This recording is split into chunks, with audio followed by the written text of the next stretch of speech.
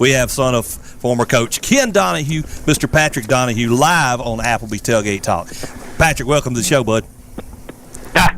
It's great to join you guys, but it'd been better if you could have talked to my dad, since he's the guy that did the coaching, not me. Oh, well, hey, I'm sure you you were around him, so you got stories. You got stories for us. I'm sure you'll make your daddy proud telling some of these. But your daddy, he's got an unusual situation. He was born in Tennessee. He played at Tennessee, and then he came, and Coach Bryant came calling him, I guess, in 1964, and he stuck around Alabama for about 20 years till he going back to finish at Tennessee. So he had a little whirlwind career right there. Yeah, let me tell you a few little details. You got it right. Coach Neyland, that's probably the second most famous coach in the history of the SEC, right? Right. Oh, yeah. And then he, Coach Neyland recommended him to Memphis State.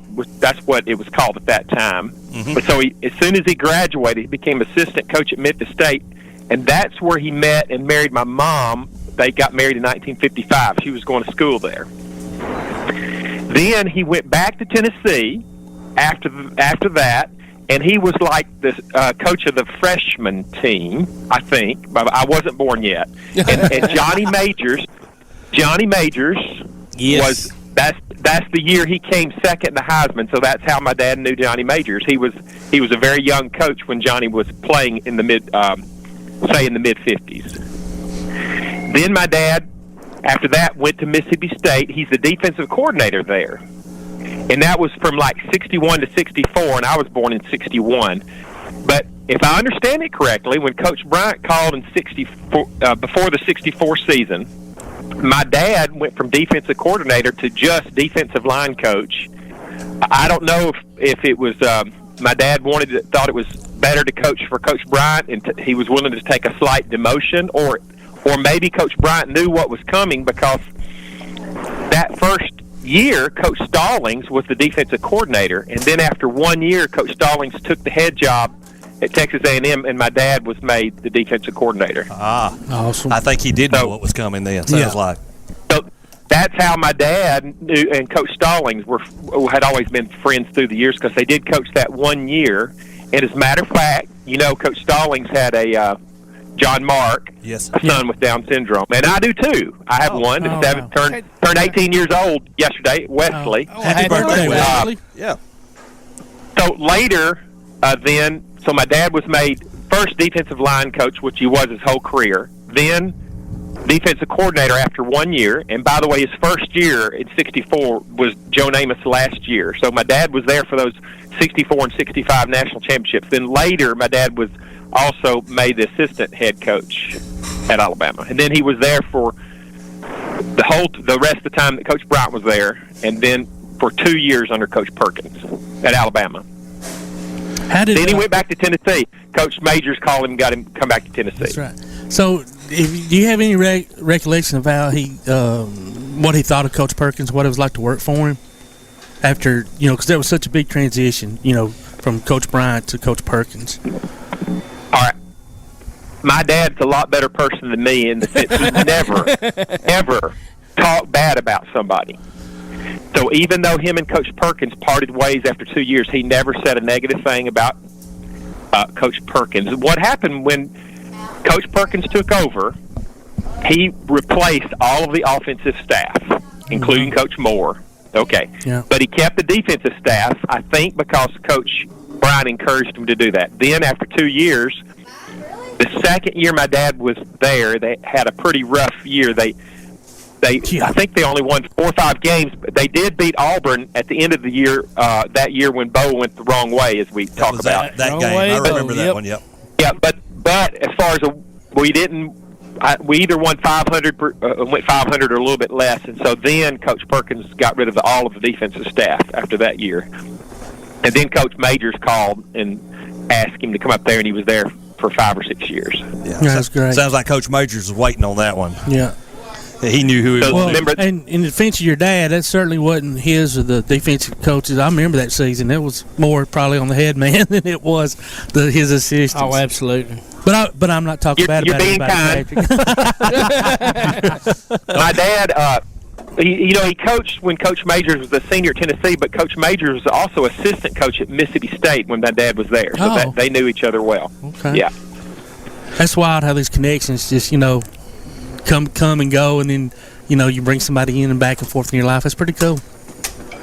And I think you sent me a couple of emails here, and one had a story about I think a trip you went with him on. You used to go with him on recruiting trips, scouting trips. Yeah, my dad worked. He was famous for working a lot, but when he was home, he tried to spend all of his time with us. And so one way he tried to spend time with us is he would he was every Friday night practically. He was, especially when they were playing at home, he was going to go to a high school game to look at a prospect, right? And so he would call me.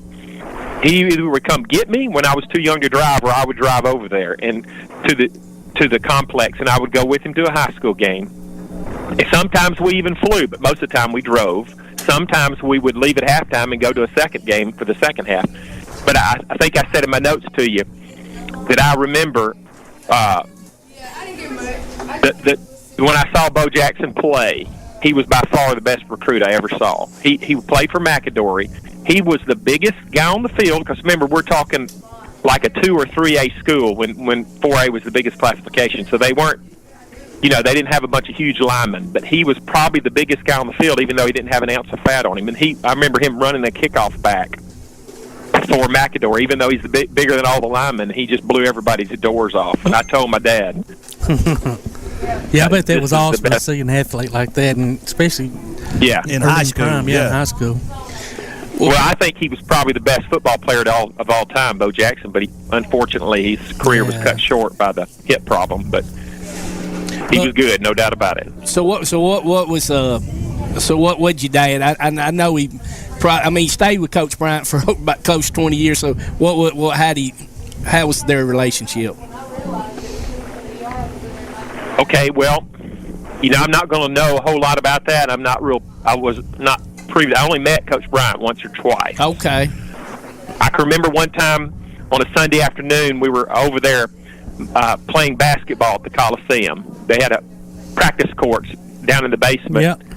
And I would go down there on Sunday afternoons. My dad would take us boys, and one time we went up to Coach Bryant's office, and he was sitting there with a TV on the desk watching a pro football game. But I can't really speak too much about their relationship. I'll tell you a funny story that I've heard, and this is how it worked. Like, this would have been, I think, 1967. So I was only 6 years old. I wasn't keeping up with Alabama then, but we were playing Florida State, and we tied 37-37. Now, 37-37 in 1967 is about like 74-74 now. A lot you know of what I'm points, yes.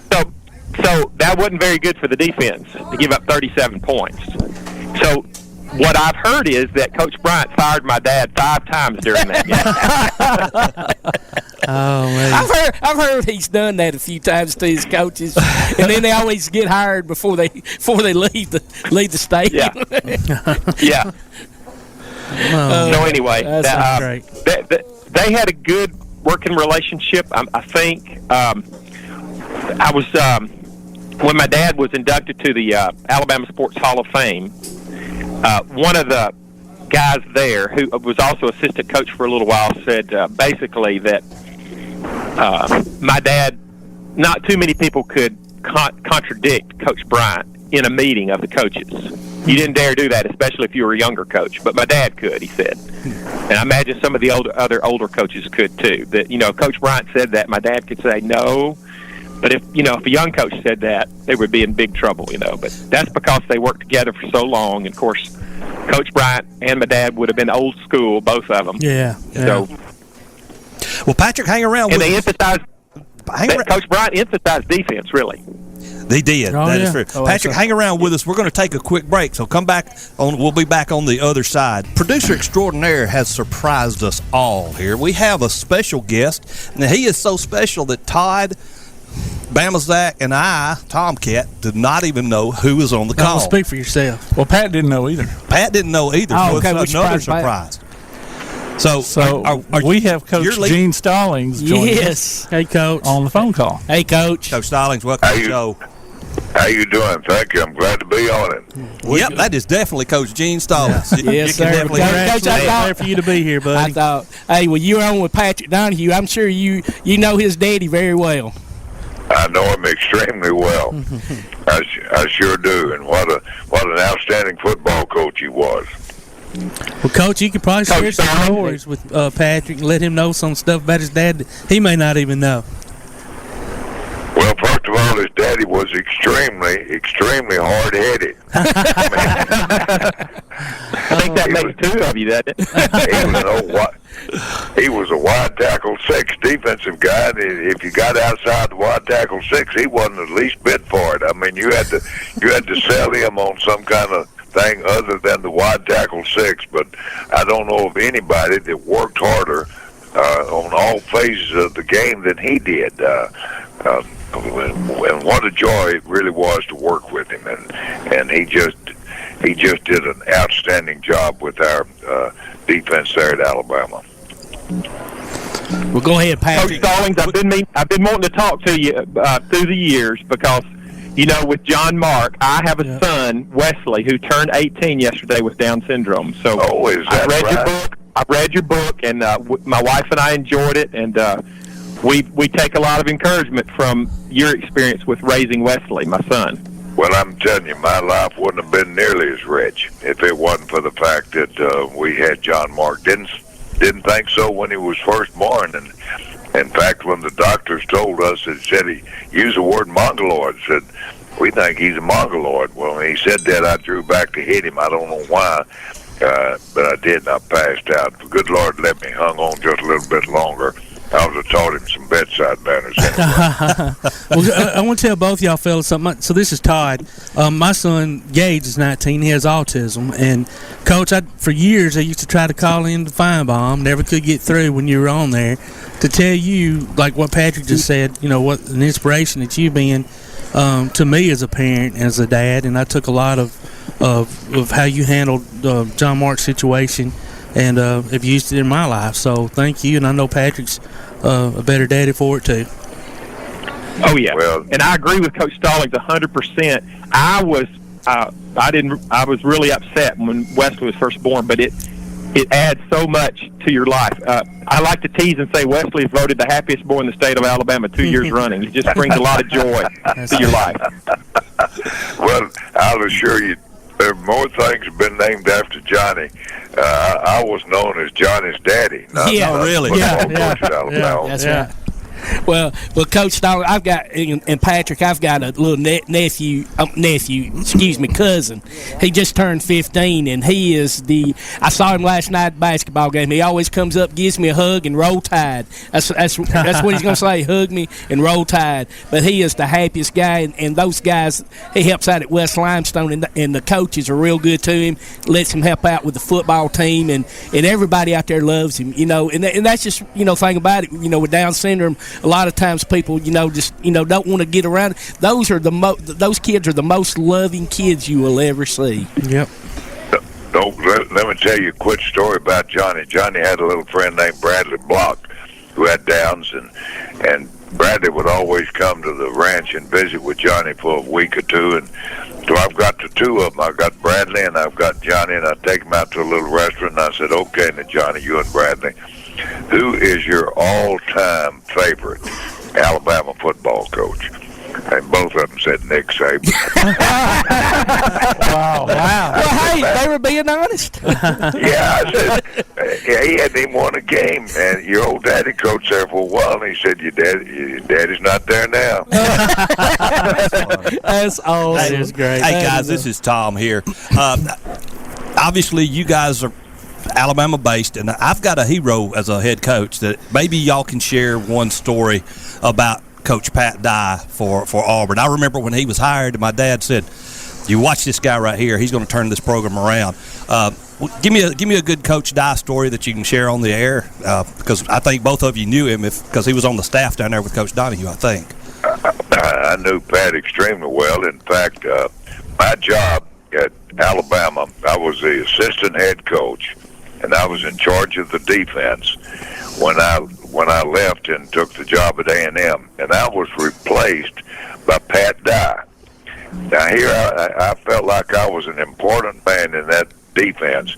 Pat Dye had never coached a down, and yet he replaced me as the coach. So that really told me how important Coach Bryant felt like I was. Replaced me with a rookie coach that never coached a down. Oh, man. But Pat did an outstanding job. He and I have been friends for years and years. We serve on the Great Southern Board, and we have for over 20 years, and I'm very fond of Pat Dye, and he just did an excellent job wherever he's been, especially there at Auburn. Yeah. Any other Coach Donahue stories you might could tell? A lot of things Pat told us before was kind of took place before he was around. I don't know exactly whether or not this is true or not about Ken Donahue. We were getting ready to go to Orange Bowl, and the wives were all ready to go, and Ken wouldn't let his wife go. And he said, "There's no place down in Miami for women." Said, "We're going down there to do a job." And he said, "I'm going to be recruiting while I'm down there. I just won't have any free time at all." And whether or not she was able to go or not, but that story was told. That he was just that involved in football. And wherever he went, he was always writing little notes to recruits, letting them know how the recruiting was going and who he needed and so forth. And on top of that, he was an outstanding coach. When we were at Alabama, we used to have bring all the coaches in. We'd talk about technique, and Ken was demonstrating a particular technique, and as Coach Bryant, all of us were in a circle, and he had somebody down. He hit him right upside the head. He really hit him hard. Drew some little stars there for a while. But anyway, Ken was 100% football coach, I'll assure you. Well, Coach, we know you've had your health issues lately. How you doing right now? Oh, I'm doing fine. I've had 2 strokes and a heart attack, but I've lost my balance a little bit. I've sort of stagger around, but listen, I had good feet for 82, 83 years, so I'm not complaining. You still putting up the fences and stuff at the house, or are you getting a little help with that? I'm sort of getting a little help. You got it. There's nothing wrong with that. When you reach 84, you like to talk about it more so than do it. I understand that. Patrick, can you tell us any stories that maybe your dad shared with you about Coach Stallings? Yeah, that he may not know. No, I can't tell you that. Let me tell you about Coach Dye. Okay. Coach Dye, I'm an Alabama fan. Yes. And the Coach Dye, but I had 2 kids that went to Auburn. Coach Dye heard about that, and he called me not too long ago. Really? And he told me something I didn't know. Of course, I already told you my dad was at Tennessee in the late 50s. That my dad tried to recruit Coach Dye. Oh, wow. To Tennessee. And I didn't know that. But Coach Dye decided to go to Georgia, even though Tennessee was like ranked number 1 in the nation at that time while Coach Dye was a senior in high school, but he decided to go to Georgia. He just said he didn't want to go that far from home. Well, I think he had a brother that also played there at Georgia. Coach Dye did? Yeah, I think so. I think he had a brother that... Oh, a brother. Yes. Yeah, I had a brother. I believe he did. Yes, he did. I will tell you another little interesting story the audience would find interesting about my dad told me about one thing that went on one time. They were playing an away game at an SEC stadium. It wasn't Auburn in the early 70s. And the coaches in the Alabama press box just basically accidentally discovered that they could listen to the headset communication between the coaches on the field and the press box for the other team. So I asked my dad, he said, "Did y'all turn it off or did you leave it on?" He said, "We left it on." So hey, why not? He told me that actually happened one time. That's funny. Well, now before we leave, one other thing. Oh yeah, go ahead.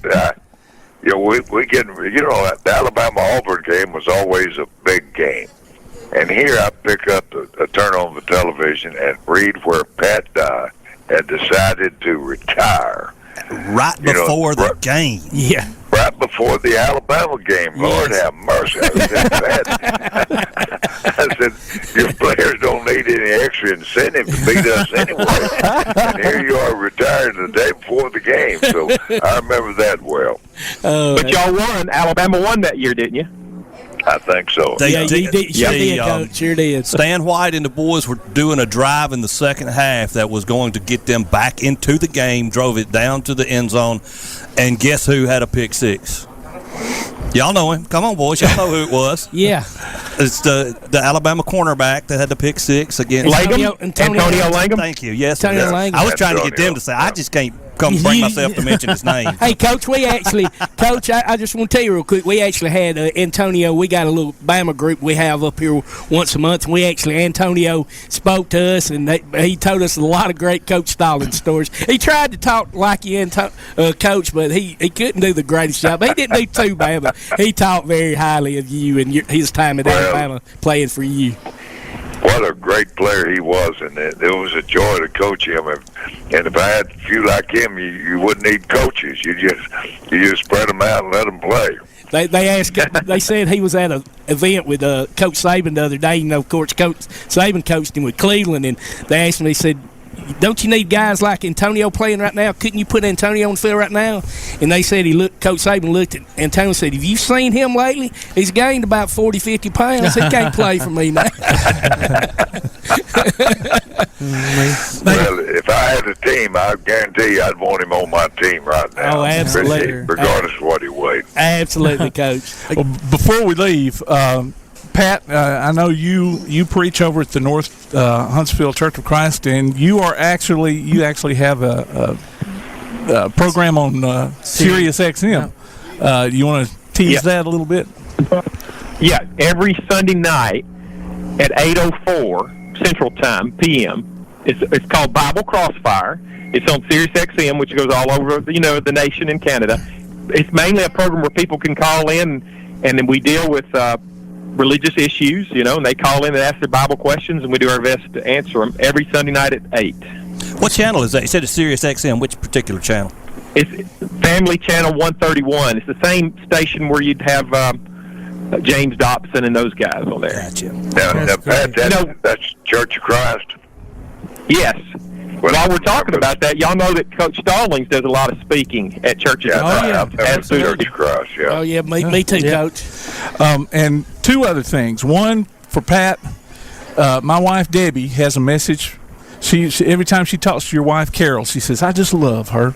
And so she just wanted to tell her hi.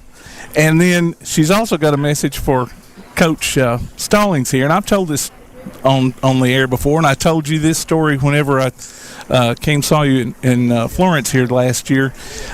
She's an Auburn fan, but after accidentally running up on a book signing that you were doing down in Dothan, and we just didn't have the money to buy your book at the time. So she bought some football themed cards, and you autographed those for them. Just didn't blink an eye. And so she became a Gene Stallings fan that day. Well, if I'd have known that, I would have given her a book. I know you would have. And Coach, real quick before we let you go, I want to share a little story too. So I had a buddy, Donnie Story, who was a trainer for you actually back when you were there, and he graduated in '91. But I used to go to practice with the previous coaching staff was there, and sometimes they didn't like outside folks being there, and you'd have to leave. But so when you came in, I was at a practice. As a matter of fact, you did this at least 2, if not 3 times. But you always made it a point to come over and speak to some of us, ask us where we were from, ask us if we were going to the game, make sure we were cheering loud for the Tide. And man, you didn't have to do that, and it just made us feel like we were important. So thank you for taking the time. I know you weren't doing it just for us; you're doing it for everybody. So that always stuck with me. There's no question about that. Well, thank you, Coach. Well, Coach, we hope you can. Stallings. Go ahead, Pat. Coach Stallings is one of the only people that's famous like that, like a coach or something, who claims to be religious, where his life backs it up. Very rare. Absolutely. We've always appreciated that about Coach Stallings. Absolutely. Yeah. Pat, I appreciate that, and I'd love to hear you preach sometime. And maybe if I'm in the Huntsville area on a Sunday, I'll stop by and surprise you. That would be I'd be honored. Well, listen, you guys, it's always fun to be on your show, and thank you for honoring my old friend Ken Donahue, who we had several good years together, and he was a real plus on the Coach Bryant staff, I'll assure you. Okay, Coach, we appreciate you joining us. And Pat, we enjoy you, and hopefully we can have y'all back on again sometime. Holler anytime. Okay, thank you for having me. I'm honored, and you guys have a good New Year. Thank you, too, Coach. Thanks so much. Thank you, Pat. Y'all Good take to see care. y'all. Thanks a lot. Thank y'all.